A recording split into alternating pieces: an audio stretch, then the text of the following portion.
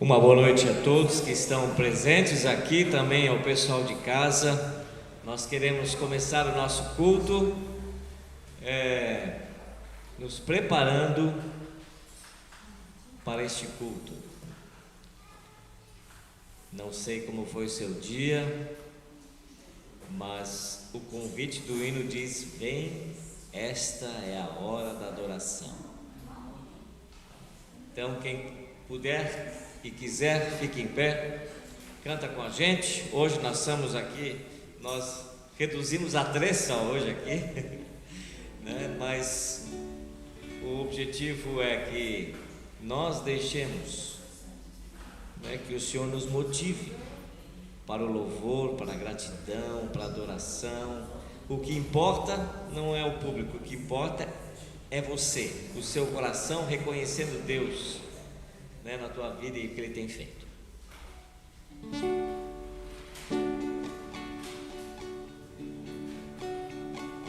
Vem, esta é a hora da adoração.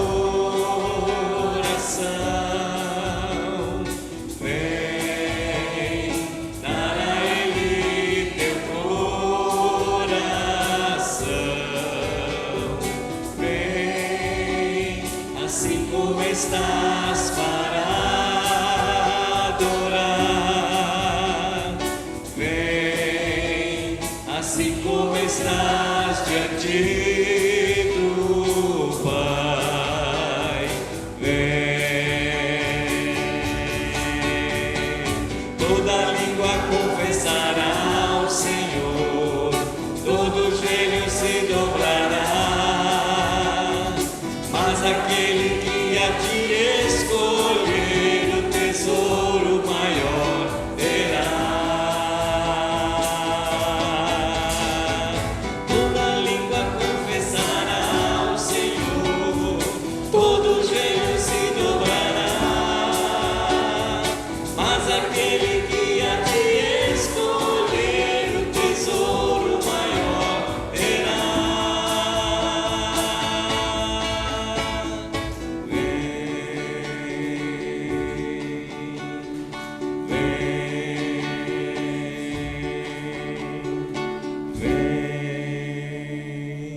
Podemos assentar.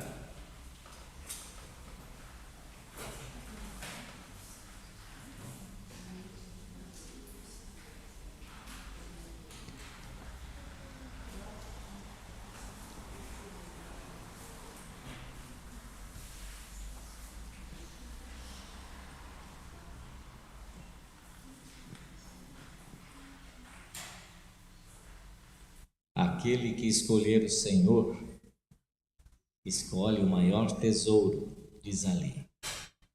Quero saudar a vocês nessa noite. Vou ler o Salmo 23, que vocês já sabem de cor, mas eu quero destacar só uma frase. Mas eu vou ler primeiro todo. Salmo 23, eu vou ler na linguagem de hoje, né, na nova versão da linguagem de hoje. Diz: o Senhor é o meu pastor, nada me faltará. Ele me faz descansar em pastos verdes e me leva a águas tranquilas. O Senhor renova as minhas forças e me guia por caminhos certos, como Ele mesmo prometeu.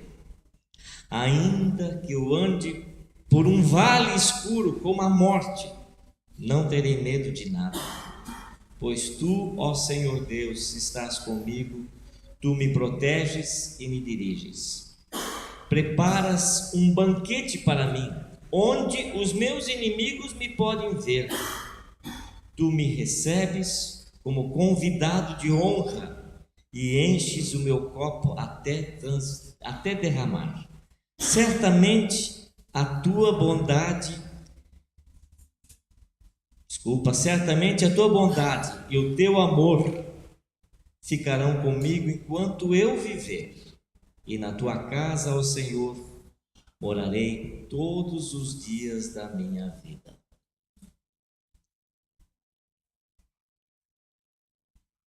Tu me recebes como convidado de honra e enches o meu copo até derramar.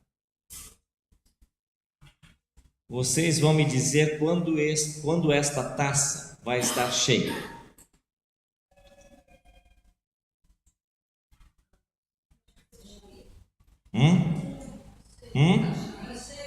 Tá cheia? Tá cheia? Será que um copo está cheio dessa forma ou ele está cheio assim? Será que um copo transbordando está cheio? Está cheio?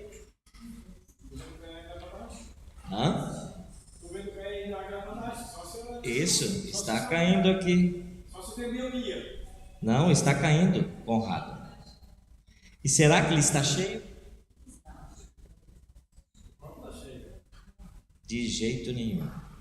Se nós observarmos o que tem na jarra e o tamanho deste copo, eu estou derramando e poderíamos dizer não está cheio, porque ainda tem muito para caber nesse copo. O versículo diz: enches o meu copo até derramar. De acordo com Davi, nossos corações não são grandes o suficientes para conter as bênçãos que Deus quer me dar.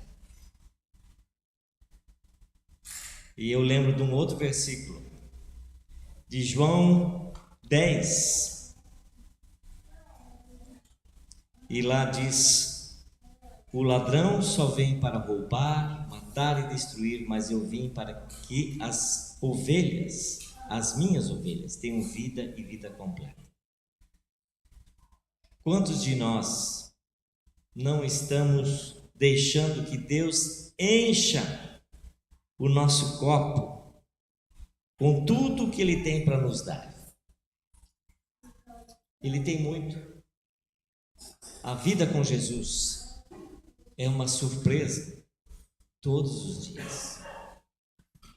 Talvez você e eu não esperemos que Ele encha o nosso copo, ou talvez a gente não reconheça que Ele tem muito mais para dar do que um copo cheio. E por que isso? Porque não conhecemos esse Deus. Conhecemos pouquíssimo, né? E se você ainda não conhece esse Deus, nem começou a história com Ele, pare de deixar que o ladrão fique roubando a sua vida e levando ela para a destruição. Deus tem muito para nós. Agora, só um detalhe. Vocês veem que o que Ele fala lá é no Salmo 23, que Ele prepara a mesa para que o inimigo vê tudo. Ou seja, isso não significa só bênçãos, mas a confiança de que Deus nunca nos desampara. Ele é o nosso maior tesouro. Eu quero orar com vocês. Querido Deus e Pai, é uma imensa graça que nós temos nesta noite de nos reunir na Tua casa. Senhor Deus, Tu sabes se nós viemos com expectativa ou sem expectativa. Qual é o propósito, o objetivo que a gente veio. Mas não importa com que objetivo nós viemos. Mas nesta hora nós queremos te dizer: Senhor, nós queremos ouvir o que Tu tens para me falar nessa noite. Por isso, Senhor Deus, agora nós queremos cortar tudo aquilo que nos liga com a hora atrás. Senhor Deus, nós trazemos muitas coisas juntos na nossa vida. E tudo aquilo, Senhor Deus, nós queremos colocar diante de Ti, colocar a nossa vida diante de Ti, Te pedir, Senhor Deus, que nada e ninguém roube agora, Senhor Deus, este momento de encontro contigo aqui na Tua casa. Por isso, Senhor Deus, Ajuda-nos para que nós não nos conformemos com o pecado. De novo, como igreja, nós queremos reconhecer, e como indivíduos, que nós somos pecadores, que nós não merecemos da tua graça e da tua misericórdia. Nós não merecemos um copo transbordando. Mas muito obrigado, porque independente do que eu sou, tu queres dar o copo transbordando. Queres transbordar e transbordar a nossa vida com tuas bênçãos. Por isso, Senhor Deus, perdão, porque nós pouco procuramos te conhecer, mas nós queremos conhecer este Deus maravilhoso, que fez com que o rei Davi escrevesse isso, e ele escreveu porque ele tinha uma vida de quietude na tua presença, de muita vida de quietude na tua presença, onde o Senhor falou ao coração dele, e por isso ele escreveu isso tudo, e por isso esta palavra veio até nós. Ó Deus, obrigado por essa oportunidade, e assim te louvamos em nome do Senhor Jesus. Amém.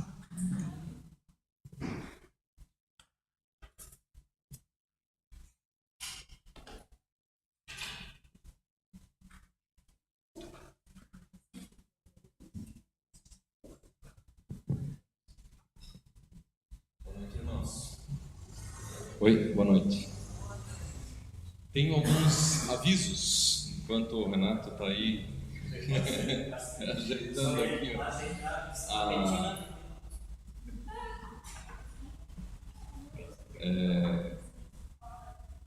que nos chamou a atenção. E obrigado, Renato, também por essa palavra. Em primeiro lugar, então, os avisos. Nós queremos saudar os aniversariantes da semana e parabenizá-los. Quem está de aniversário hoje é a Margarete, que normalmente estaria ali tocando junto, né, com a banda, e hoje está de aniversário, então deram folga. E na semana que vem, amanhã, tem o casamento do José e da Singrid, a nossa querida Irmgard, lá de Gravatá também. Dia 18, a dona Nelly. Dia 20 tem aniversário dos irmãos que fazem aniversário no mesmo dia e não são gêmeos, né?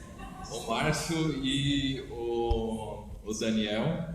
E dia 20 também, lá em Porto Alegre, nos acompanhando online, a dona Alzira estará de aniversário. Também a gente dá as boas-vindas para a Maísa, que está nos visitando aí hoje. Bem-vinda, Maísa. Alguns outros avisos, eu quero destacar algumas coisas. Para o pessoal que tem criança a partir de 7 anos até 11, começam as inscrições a partir do dia 18. Dia 18 é quando? Terça-feira, né? As inscrições para o retiro de crianças. Então a turma aí já se inscreve logo, porque é bem concorrido aí a inscrição. E também quem quer auxiliar como ajudante ou cuidando das crianças ali nessas semanas também pode falar comigo, ou a gente encaminha aí como é possível ajudar. Um outro comunicado, nós já falamos outras vezes desse musical do Arte para a Vida.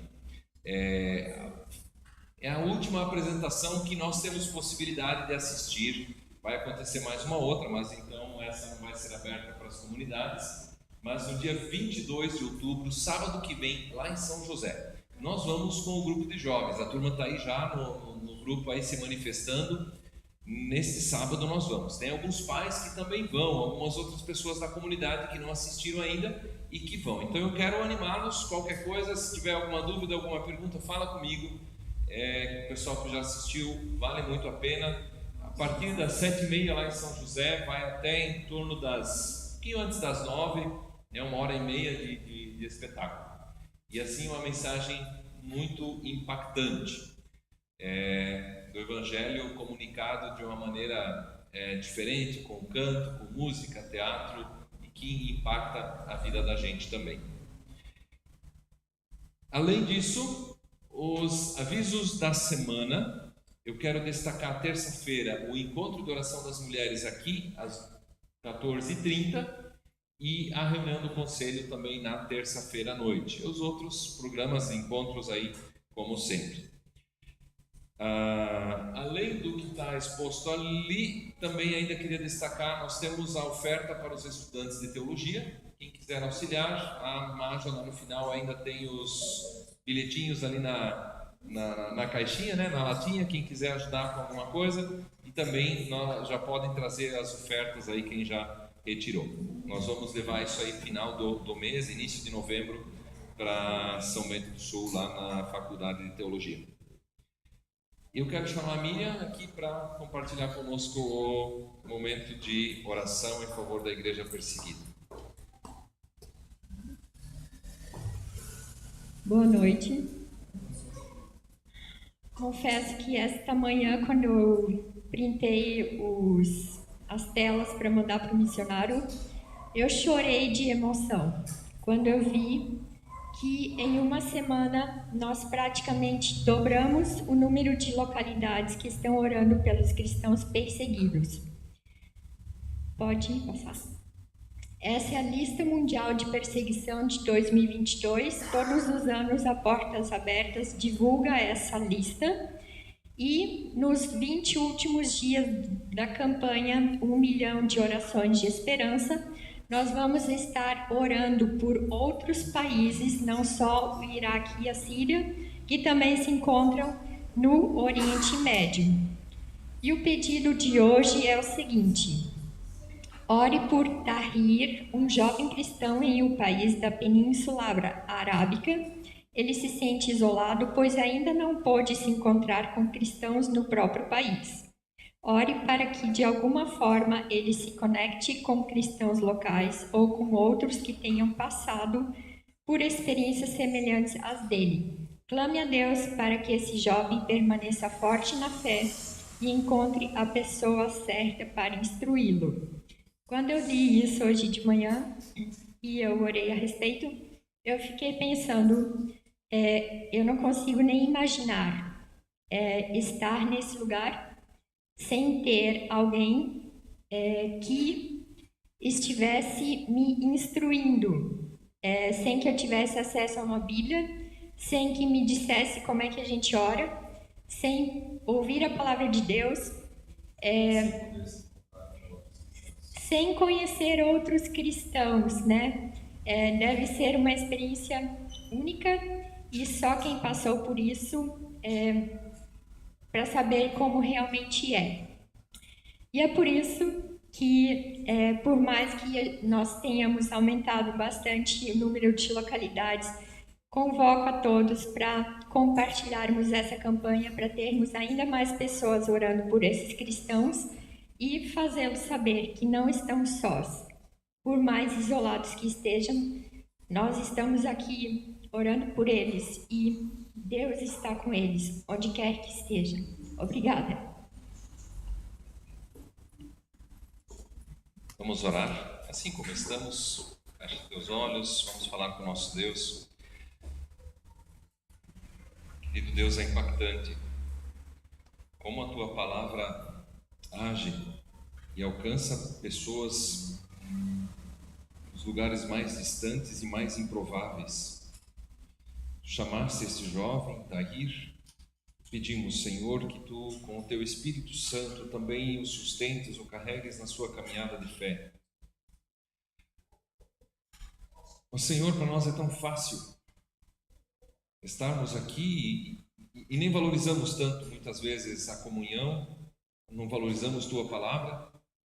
E, Senhor, como é complicado para esse jovem. E nós queremos interceder por ele. E por tantos outros, Senhor, que não têm a Tua Palavra, não têm acesso a ela. Ó Senhor, também desperta alguém, levanta pessoas para estarem junto com ele, ajudando tanto o Tahir e tantos outros, Senhor. Como Jesus mesmo disse, a colheita, na verdade, é grande. E os trabalhadores são poucos. Por isso nós te rogamos, envia trabalhadores para a tua colheita. E assim também, Senhor, nós te rogamos pelo nosso país. Nós te rogamos, ó Senhor, que em nosso país haja menos pobreza, menos miséria, menos violência, menos corrupção. Que em nosso país haja respeito, haja educação, haja justiça. Como cristãos, Senhor Deus, nós te pedimos, nós nos envergonhamos ao ver o estado do nosso país, sendo que nós somos cristãos, nós sabemos como se vive com ética, com justiça, e nós não vemos isso acontecendo ao nosso redor, estamos fazendo tão pouco, Senhor. Nós te rogamos, ó Pai, queremos começar clamando pela nossa nação, independente dos resultados da eleição, porque o teu evangelho é o poder de Deus para a salvação de todo aquele que crê. E nós confiamos que é esse evangelho que traz mudança no nosso país e é isso que nós rogamos. Em nome de Jesus. Amém. Quero convidar para continuarmos o momento de louvor. Nesse primeiro hino nós também vamos ter o nosso momento de ofertas, de dízimos. Quero desafiá-lo, eu sei, dar o dízimo, dar a oferta é um desafio de fé, porque você precisa confiar que aquele dinheiro que você está ofertando, ele é usado para a causa de Deus, e aquele dinheiro que eu estou dando para Deus, eu estou abrindo mão dele. Então eu estou dizendo, Deus, eu confio que o teu sustento vem de mim e não do dinheiro que eu ganhei.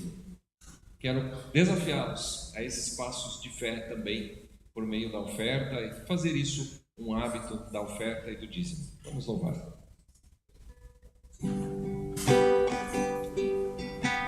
Seja engrandecido, ó Deus da minha vida, Tu és o Deus da minha salvação. És a minha rocha, minha segurança, meus lábios sempre te exaltarão.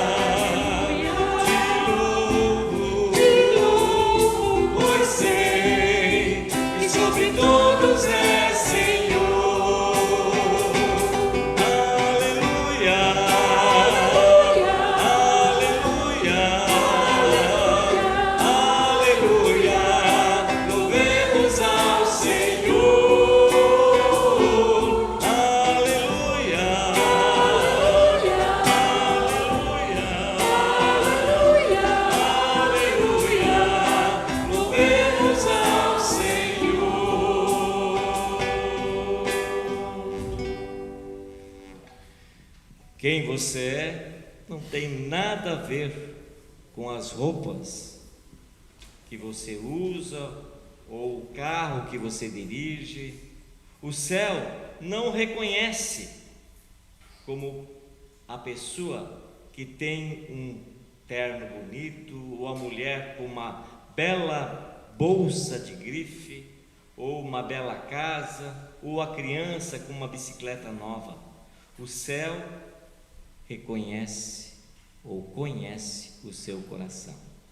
Quando Deus pensa em você, Ele não pode ver quando Deus pensa em você, Ele pode ver sua compaixão, sua devoção, sua ternura, o seu amor, mas Ele não pensa em suas posses. E quando você pensa em si mesmo, também não deveria pensar nessas coisas. Deus é um Deus que nos tira do mundo das trevas e nos leva para o mundo da luz, né? E isso deve estar em primeiro lugar. Glorificar a Deus pelo que Ele é para nós. Aleluia, aleluia, aleluia. Canto a Ti, Senhor, esta canção. Aleluia, aleluia, aleluia. Canto a Ti, Senhor, com meu coração. Porque me deste vida quando havia morte em mim. Me deste alegria quando havia pranto em mim. Por isso meu cantar, por isso meu louvor, por isso é que eu te dou meu amor.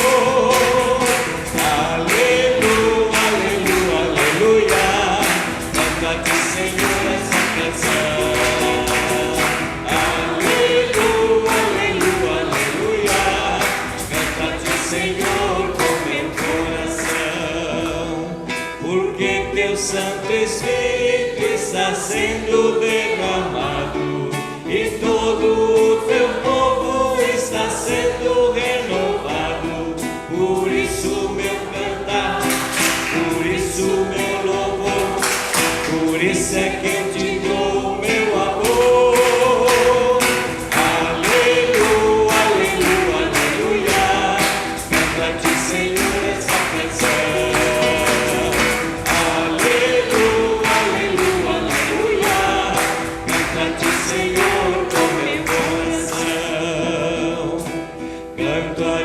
Senhor, com meu coração.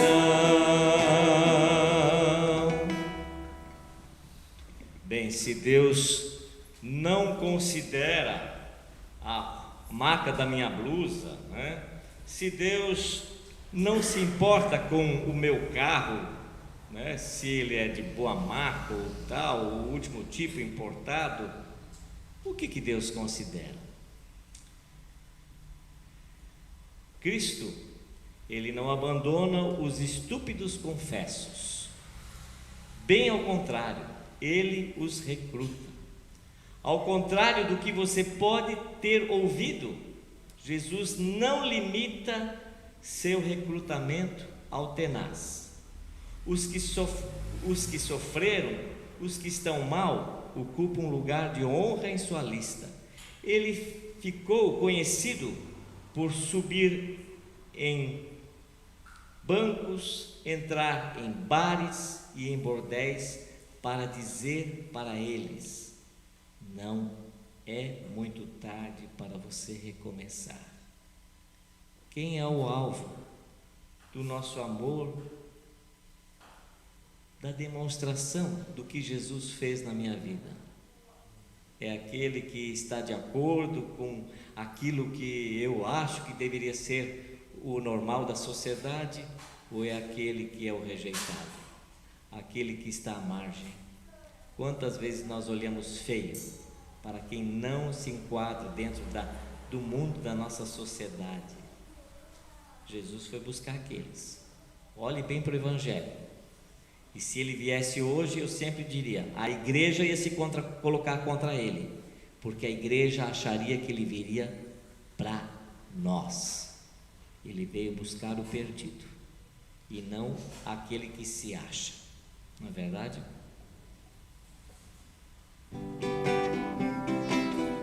Não vos conformeis com este mundo, mas transformai-vos, renovando a mente, descobrireis a vontade de Deus, agradável e perfeita no nosso viver. Aleluia.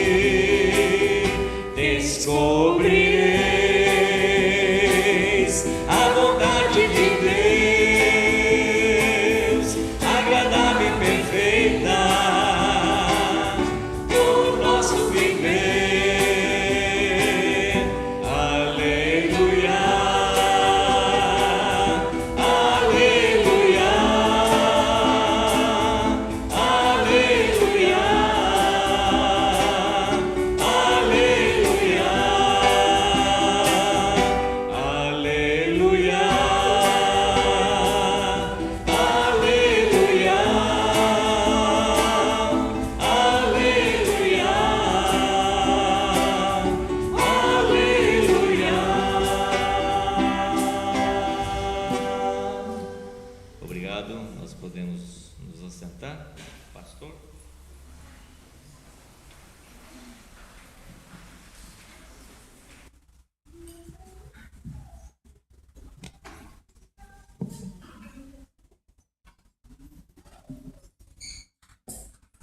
Deixa eu chamar as crianças aqui na frente para a nossa oração.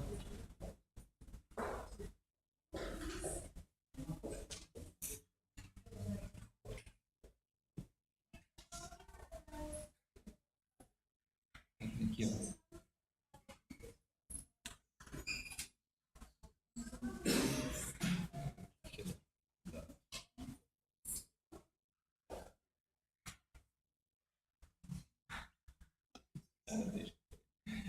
Vamos orar? Querido Deus e amado Pai, recebe também as crianças agora nesse momento e que a Tua palavra gere neles a salvação, gere neles o amor por Ti e o andar contigo. É o que rogamos em nome de Jesus. Amém. Um abençoado encontro para vocês.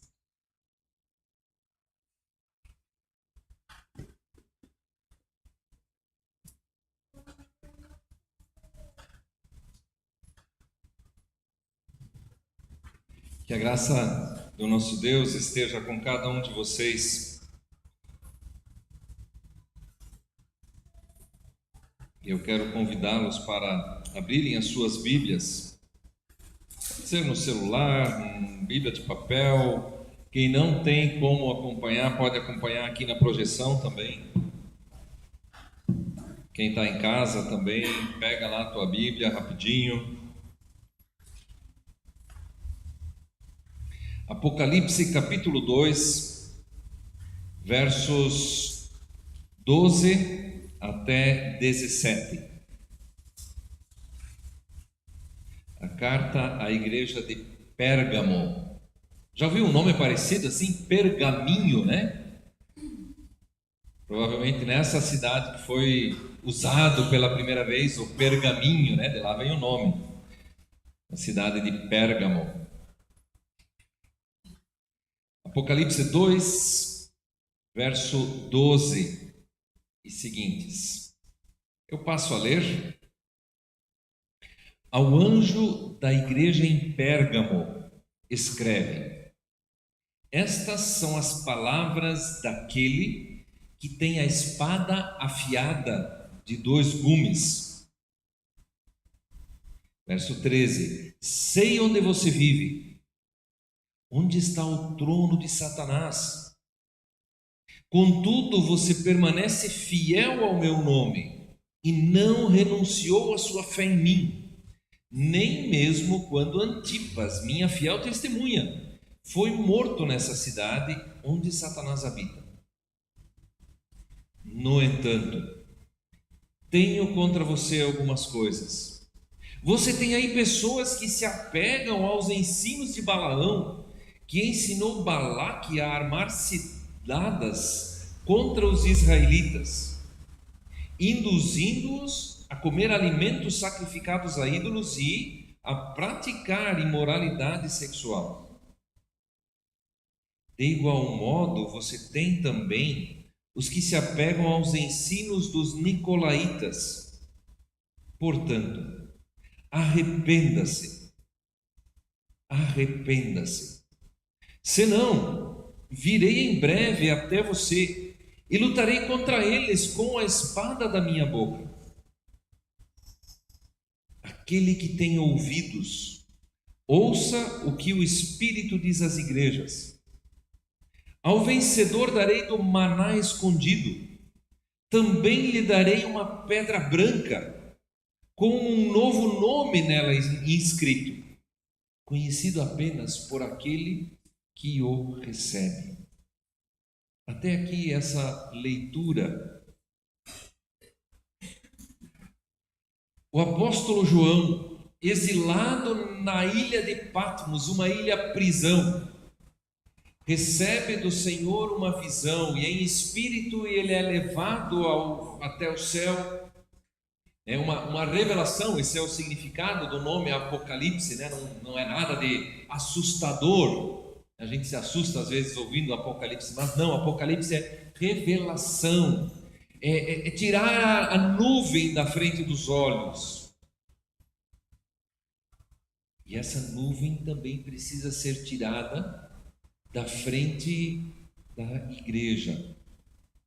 E por isso, as primeiras coisas que são ditas no livro de Apocalipse são essas cartas às 7 igrejas na região leste da Turquia, próximo ao mar Egeu, né, de frente para a ilha de Patmos. Ali o João está no púlpito e as igrejas estão lá, né? Poderíamos imaginar assim, ele está lá na ilha e ali ele tem essa revelação, ele escreve aquilo que Deus lhe revela e assim ele comunica isso por meio de cartas, toda a carta, né, todo o livro do Apocalipse, mas também com cartas específicas a cada uma dessas igrejas.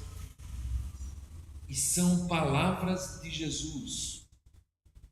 Talvez às vezes você se pergunta, né, o que Deus espera de mim como cristão? O que será que eu tenho que fazer agora na igreja? Olha para a Bíblia. Não fica imaginando um monte de coisa e se perguntando um monte de coisa. Olha para a Bíblia. Ali na Bíblia, na palavra de Deus, nós temos aquilo que Deus espera de cada um de nós.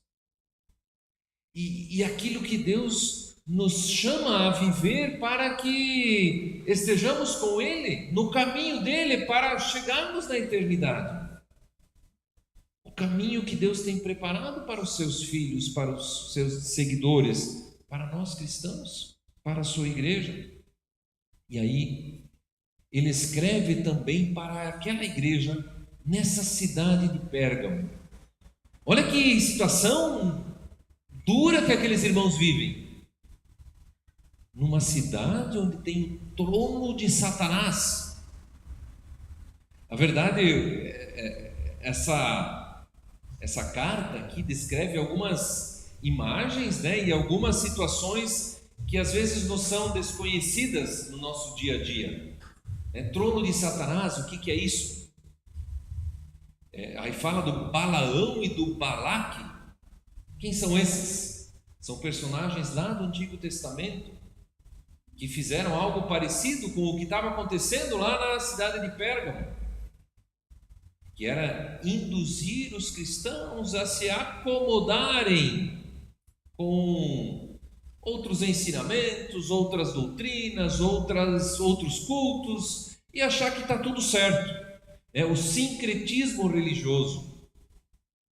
E aí fala dos outros sujeitos ainda, os tais dos nicolaítas, que ensinavam praticamente essas mesmas coisas. Na cidade de Pérgamo, na verdade, ela era uma cidade muito erudita. Não é à toa que de lá surge o pergaminho. Tinha uma biblioteca naquela cidade. Mas não só isso, não só a erudição, a filosofia, os pensamentos, mas havia também, era uma cidade muito idólatra. Havia lá um altar ao que eles conheciam como o maior deus de todos, o Zeus. Que era quase como um trono, então, ao Zeus. Havia também nessa cidade um templo ao deus da cura, o Esculápio. Sabe aquela imagem da medicina que tem a serpente? Vem desse deus do Esculápio, que tinha uma serpente, né, como que simbolizava esse deus da cura. E além disso, naquela cidade, em Pérgamo, também havia aquele culto que era o grande desafio dos irmãos daquela época, o culto ao imperador. Era o mais antigo santuário do culto ao imperador, ficava exatamente nessa cidade de Pérgamo. Ou seja, eles eram pressionados com todo tipo de doutrinas, de tentações, de forças, de pensamentos e de ideias, de propostas, para que eles não adorassem exclusivamente a Jesus Cristo. E o que Jesus faz? Ele fala para o João: meu querido apóstolo, você precisa escrever algo, dizer algo para aquela igreja, para aqueles irmãos lá em Pérgamo, que estão passando por essa aflição. Eles precisam abrir os seus olhos. Eles precisam saber que eu sei das dificuldades, mas eles precisam também estar cientes de que são perigos que eles vivem. E por isso, nessa carta, nós temos algumas verdades que nos são ditas. Primeira é que pressões na vida do cristão são uma realidade para cada um de nós. Lutas contra outros cultos, outras adorações, outras ideias, outros pensamentos, todos nós sofremos com isso. A dificuldade aqui tem a ver com autenticidade, com verdade.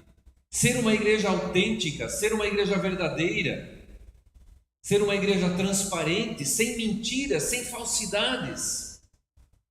Essa luta, na verdade, ela começa lá com Adão e Eva no paraíso, quando Adão e Eva comeram do fruto proibido. Eles precisam se esconder. Eles não sabem mais quem eles são. Eles têm vergonha de quem eles são. Eles não são mais verdadeiros, eles precisam usar máscaras. Essa luta pela verdade, pela autenticidade, é uma luta de todos nós. Há uma força nos pressionando. Eu fiquei pensando na serpente do Esculápio. Vocês conhecem a jiboia, sucuri, aqui no nosso país, né?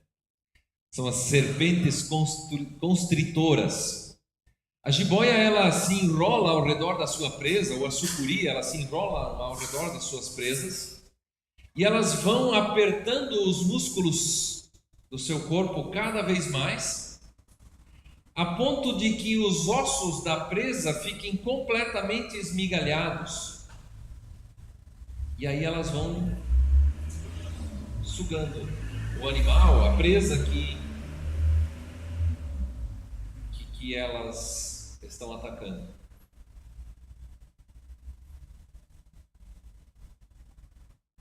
Vocês conhecem aquela história do sapo, né? Se quer cozinhar um sapo, você não pode, não sei quem iria cozinhar um sapo, né? Enfim, mas se você quiser cozinhar um sapo, você não pode esquentar uma panela e jogar o sapo lá dentro, porque o sapo vai cair ali dentro e ele vai pular fora. O sapo, ele é um animal que ele se aquece com o ambiente. Então ele sente a temperatura fora, ele sente a temperatura dentro e ele pula fora na hora. Mas se você colocar o sapo dentro da água, ele vai ficar feliz da vida, tem uma aguinha aqui para mim, estou no meu habitat, beleza? Aí você coloca essa panela no fogo, liga o fogo, e o fogo vai esquentando, o sapo está lá feliz da vida, de repente ele fica até feliz, opa, tem uma aguinha quente aqui, banheirazinha hoje. Aí de repente já começa a esquentar um pouquinho mais, mas o sapo não percebe, porque ele se adapta ao meio onde ele está. A temperatura dele vai se adaptando, até que ele morre, achando que está tudo numa boa na vida dele, mas ele se adaptou. E esse é o problema de Pérgamo. E por isso este é o nosso problema. Porque crente, cristão, aprendeu a se adaptar. E nós aprendemos isso não de Jesus, nós aprendemos isso de Adão e Eva, a nos adaptar ao mundo, a nos adaptar àquilo que é estranho para a palavra de Deus. E nós vamos achando isso normal. E nós vamos nos acostumando. E aí o nosso evangelho vai ficando um evangelho light. Eu hoje lembrei de um monte de história, né? Além dessa história do sapo.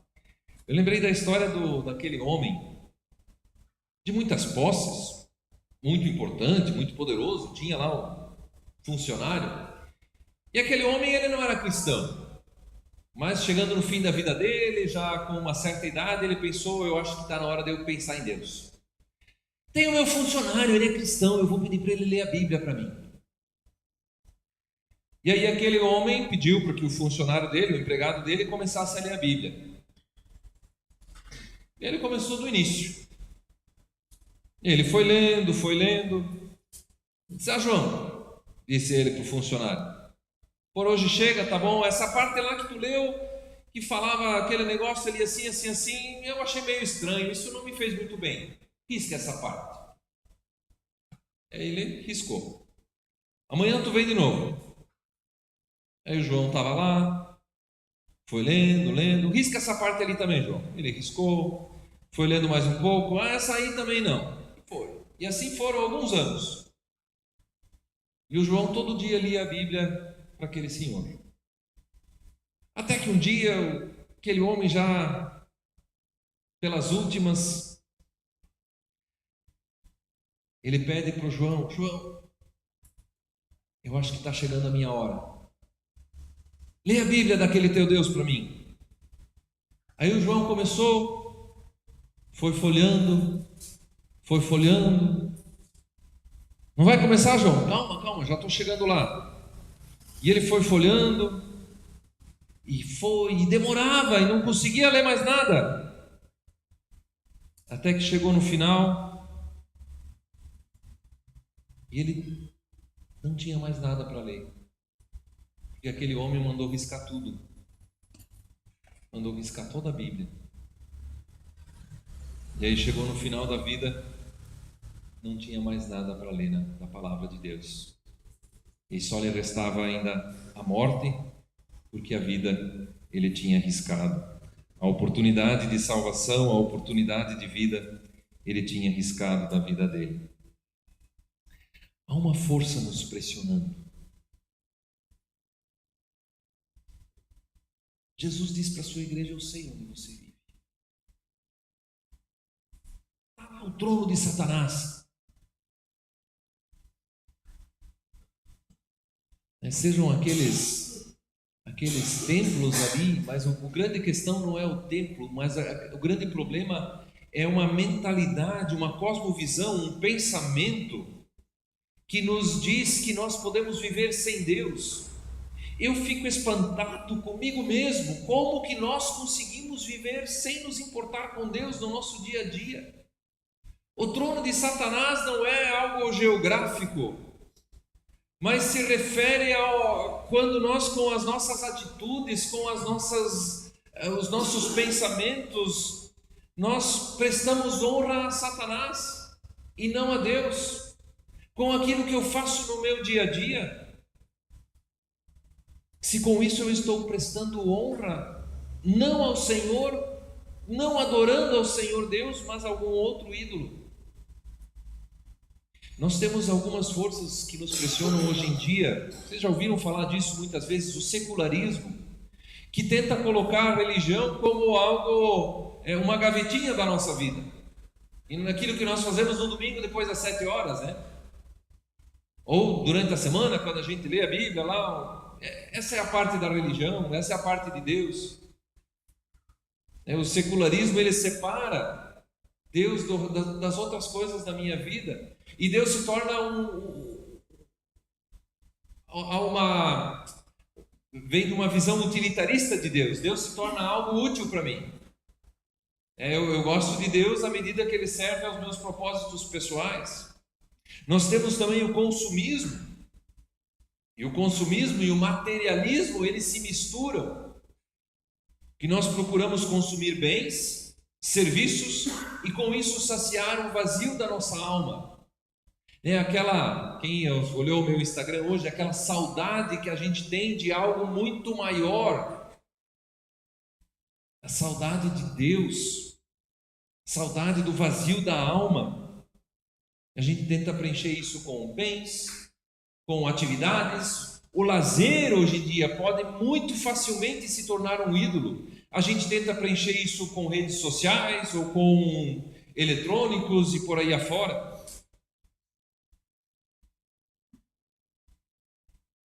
Pergunte-se: ao que eu dou valor e importância para me sentir feliz? Para aproveitar a vida? O que eu não posso abrir mão? Qual é a prioridade da minha vida?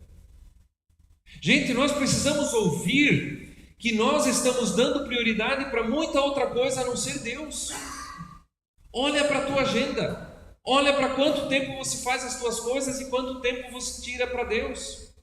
Quanto tempo você tira para servir ao teu próximo, para se importar com as pessoas ao teu lado. Gente, eu tenho vergonha de mim. Nós precisamos voltar para Deus.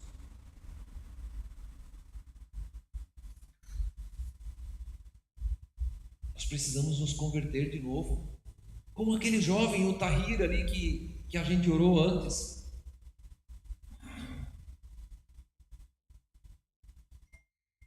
Qual é a prioridade que as coisas de Deus têm na sua vida? Qual é a prioridade do culto? Qual é a prioridade da palavra de Deus? Você não pode abrir mão de fazer o teu lazer lá no final de semana, mas no culto, não é pelo culto em si, mas é pela necessidade que você tem de Deus na tua vida.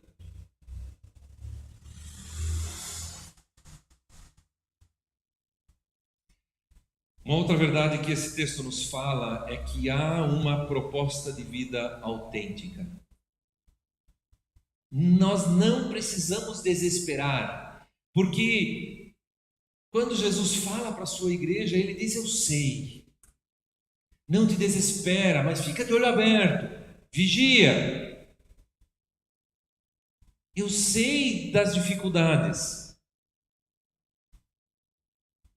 Uma das maiores buscas do ser humano é ser autêntico, é ser verdadeiro. Autenticidade é viver sem máscaras, é agir de acordo com o que faz sentido para a própria pessoa. Autenticidade consiste na certeza absoluta da veracidade ou da originalidade de algo, de que algo não passou por mudanças indevidas. E aí eu tenho uma notícia para você, e eu tenho uma notícia para mim. Eu e você passamos por mudanças indevidas. Quando nós nascemos como herdeiros de Adão e Eva, quando Adão e Eva comeram do fruto proibido, nós, no nosso DNA, tem uma mudança indevida. E não diminuam, não pensem que o poder da queda é algo pequeno. A bagunça que a queda trouxe na nossa vida, a bagunça que o pecado trouxe, isso não é algo pequeno. Isso mexe com a nossa mente, as coisas que a gente pensa, isso mexe com os nossos afetos, as coisas que desejamos e a maneira que desejamos. Isso mexe com os nossos relacionamentos, isso mexe com a capacidade de estruturar uma sociedade, uma nação, um país. Isso mexe com tudo. A queda destruiu todas as coisas. Isso mexe com o nosso cérebro, os nossos neurônios. A queda trouxe destruições terríveis. E nós estamos nesse mundo, por isso Jesus diz: eu sei aonde vocês estão. Eu sei que é o trono de Satanás que vocês têm que enfrentar dia após dia. Mas eu conheço, eu sei. Eu estou vendo. Fiquem com os olhos abertos também. Porque aquele que está dizendo é aquele que tem na sua boca uma espada afiada de 2 gumes. E esse é um jeito que a Bíblia usa para falar da própria Bíblia. Porque a Bíblia diz que a palavra de Deus é um martelo que destrói a rocha. Você já tentou quebrar uma pedra com um martelo de pequeno, de criança? Você já bateu lá na pedra para quebrar? Eu já. Aquelas pedrinhas pequenas é fácil. Aí eu fui inventar um dia de quebrar uma pedra maior, um paralelepípedo. Eu aprendi que é difícil. Minha mão machucou. Era pequeno ainda, né? Um martelinho de nada ali, fui bater lá, vou conseguir, até que a minha mão ficou machucada. E é a palavra de Deus que quebra as rochas. Em Tiago, diz que nós fomos gerados de novo pela palavra de Deus. Deus escolheu que nós fôssemos gerados pela sua palavra. Palavra é luz, palavra é vida.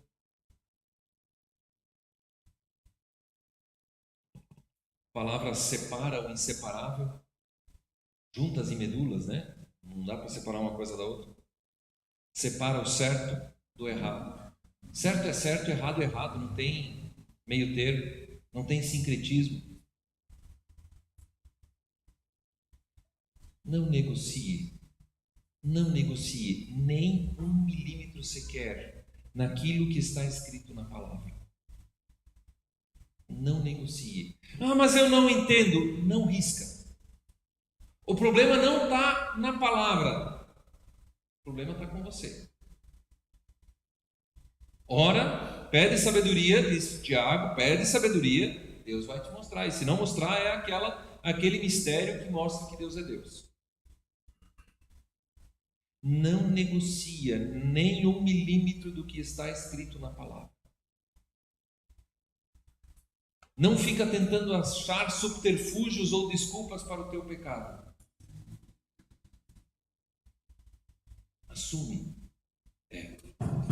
Isso é pecado. Eu amo isso aqui. É o meu ídolo. Eu preciso pedir para Jesus. Preciso amar Jesus. Não negocia nem 1 milímetro.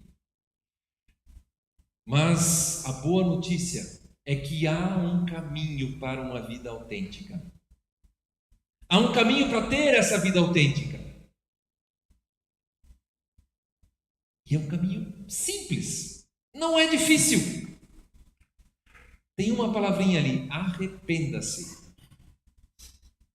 Arrepender-se é dar meia volta. Não importa o quanto longe você andou. O retorno está a apenas um passo, apenas uma meia volta. Eu só posso ser autêntico quando eu vivo de acordo com o projeto original de Deus. Por isso, arrependa-se. Mas é para a igreja que ele está falando, mas já não é tudo convertido ali na igreja? Mesmo assim, arrependa-se. Porque a pressão ao teu redor é muito grande. A sociedade ao nosso redor nos pressiona, nos muda o nosso jeito de viver. Mas a responsabilidade é tua no final das contas, né? Não joga a culpa para o diabo. Por isso, arrependa-se.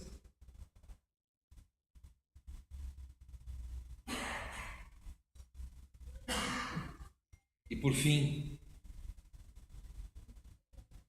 refletindo sobre esse texto, essa palavra final me trouxe muita alegria. Há uma vitória. Talvez você pense no teu pecado, no que você queria fazer certo e não faz, na tua história e tudo que já fez de errado na vida. Isso te desespera, isso dói. Quantas pessoas você machucou de repente com palavras, com gestos? Quanto você ofendeu a Deus? Quantas vezes amou outras coisas ao invés de amar a Jesus em primeiro lugar? A boa notícia é que há uma vitória. Há um vencedor, diz o texto. Há um vencedor, há uma vitória. É alegria, gente. É glória, é festa. Ao vencedor darei do maná escondido. Maná era aquele alimento que caía do céu lá para o povo no deserto. No deserto. Talvez você também está se sentindo no deserto. Com fome e se alimenta de algo que não sustenta, que não alimenta. O maná não era apenas comida. Tratava-se de sustento provido por meio da própria palavra de Deus. Deus dizia, cai maná, e o maná caía. O vencedor será sustentado pela palavra de Deus. Sabe aquele vazio da tua alma? A Bíblia, o que Deus diz, isso vai te sustentar. E ele diz mais aqui, o vencedor,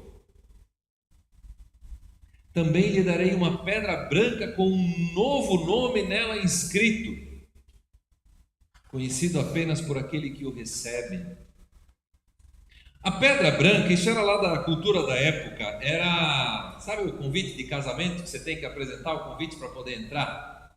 E aí lá no convite você entra, tem as mesas, tudo, o nome escrito, você tem que sentar no lugarzinho certo?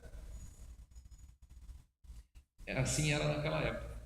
Você só entrava com a pedra para a festa. E lá na pedra tinha o teu nome. Só que na pedra que o vencedor vai receber tem um novo nome. O que isso significa? O novo nome é a nova natureza, a nova criação, um novo coração. Sabe quando o salmista diz, cria em mim, ó Deus, um coração puro, coração novo. Aquela palavra cria é a mesma palavra que a Bíblia usa para dizer da criação do zero, lá no Gênesis. Ou seja, o Deus que cria do nada o universo, é o Deus que cria do pecador uma nova vida. E que vai receber desse Deus, sentar lá no banquete, junto com o Senhor, e poder ser alimentado desse maná da vida, dessa vida que vem do próprio Deus. Por isso que essa palavra da autenticidade, da verdade aqui de Pérgamo, ela é tão importante, porque nós somos pressionados por tudo quanto é lado, de tudo quanto é jeito. E o arrependimento, ele existe, é esse voltar para a palavra, sem negociar, sem arrumar desculpa. Mas eu sou tão ruim, então tem que fazer aquilo. Não, é sem arrumar desculpa. A palavra é palavra, o problema não está na palavra, o problema está comigo. Mas também na palavra tem uma palavra de salvação, é arrependa-se, volta para Jesus, dá meia volta e volta para Jesus. E é um vencedor, aquele que fizer a meia volta, eu darei dessa palavra que é palavra da vida.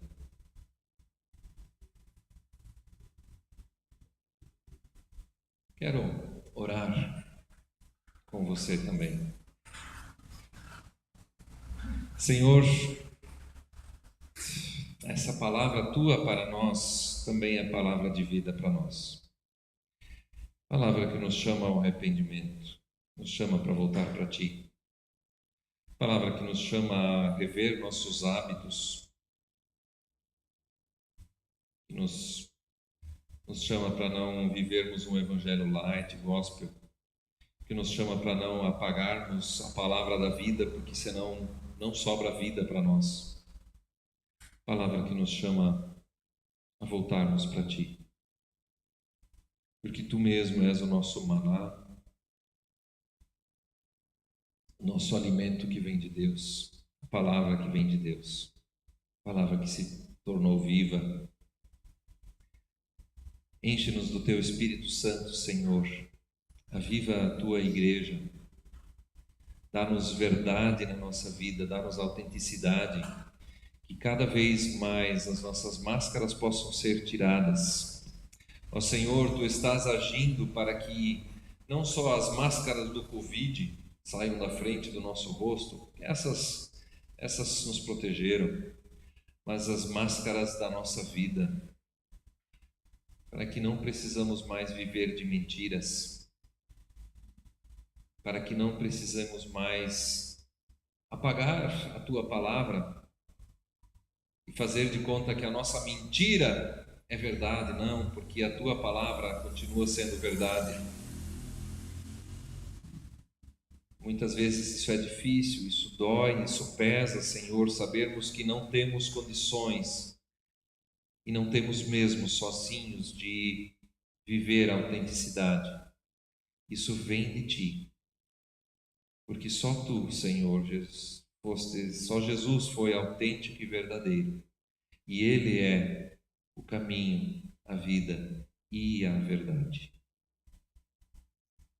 Vem Tu, Senhor, ser a verdade em nós, em nome, Teu nome, Senhor Jesus, que nós oramos. Amém.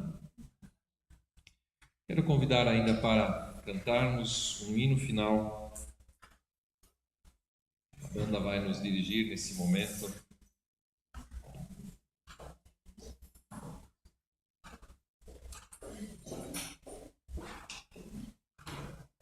Enquanto o pessoal aqui se prepara para o louvor, nós queremos agradecer também pela recuperação do Renan. Deu tudo certo aí, né? Com cirurgia e recuperação. E nos alegramos muito, Renan, contigo. Também queremos colocar na presença e pedir pela oração dos irmãos a família Grebin. Na quinta-feira à noite foi dado o laudo do falecimento do seu João Renar Grebin, o pai do Jaime. Foi encontrado morto em casa. Nós queremos orar pela família e eu peço que nós não fiquemos somente na oração. Oremos muito por eles. Mas quem puder falar com o Jaime, quem tem contato com o Jaime, com a Cris, dá um oi para eles, dá um alô para eles, se faça presente ali na vida deles também, do João Felipe, da Ana Laura. Vamos nos fazer presentes como comunidade também, junto com eles. E desculpa, gente, eu já chamei vocês, mas foi falha minha aqui. Eu quero orar por essas situações agora ainda. Talvez você já pode se colocar de pé e vamos cantar depois, mas vamos orar ainda. E Senhor, nós te damos graças então também pela vida do Renan e recuperação dele. Nós queremos continuar orando pela Lori, pela sua recuperação, também pela dona Judite, a mãe da Desi, também a dona Elvira. Trazemos ela na tua presença, a Nilve e o Silas. Da mesma forma, Senhor, nós queremos rogar pelo Marcos Westphal, o irmão da Rafaela, filho do seu Alcides e da dona Marli, lá de Pissarras. Queremos pedir também, Senhor, pelo Marquinhos, por ele, pelo Marcos Westphal. Esteja com ele, ó Pai, põe também a tua poderosa mão sobre a vida dele, para que também em Ti ele encontre o que ele precisa. Esteja também com a família Grebin, Senhor. Consola o Jaime, João, também os seus irmãos, também a Cris, os filhos deles, a Ana Laura, o João Felipe, todos os netos do seu João entristecidos, toda a família, Senhor. Consola-os com Tua graça, com Tua misericórdia. Sê Tu mesmo a força que eles precisam nesse momento, Pai. Nós confiamos isso em Ti e confiamos que também Tu és o consolo todo-poderoso nesse momento. Assim, oramos em nome de Jesus. Amém.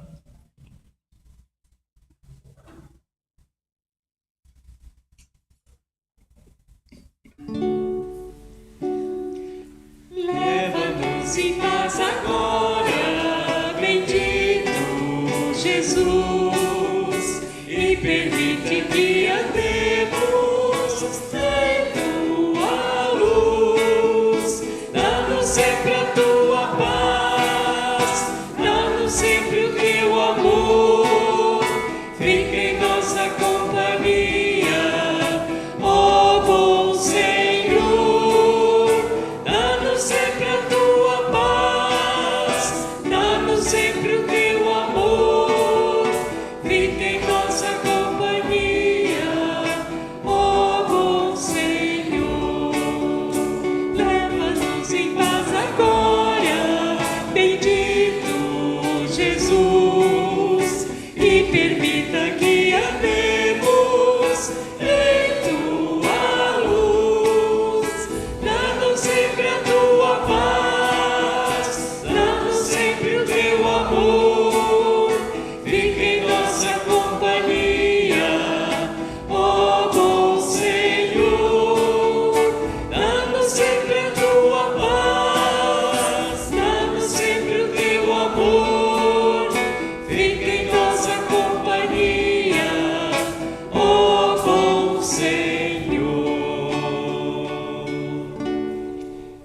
Deus Todo-Poderoso te abençoe com a sua paz. Paz que o mundo não dá, mas que excede nossas mentes e corações. Que assim Ele te guarde em Cristo Jesus.